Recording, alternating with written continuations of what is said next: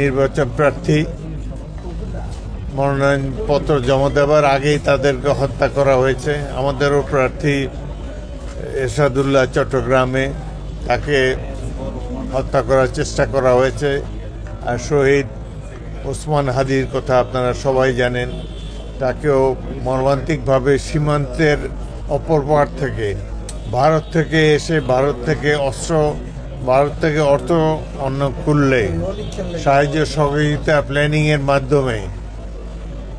তাকে হত্যা করা হয়েছে এবং তাকে আওয়ামী লীগের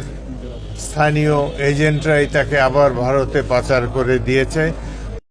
দেবে না, এবং এই ধরনের যারা হত্যাকাণ্ড করে তাদেরকে ধরে গ্রেফতার করে বাংলাদেশে ফেরত পাঠিয়ে দেবে।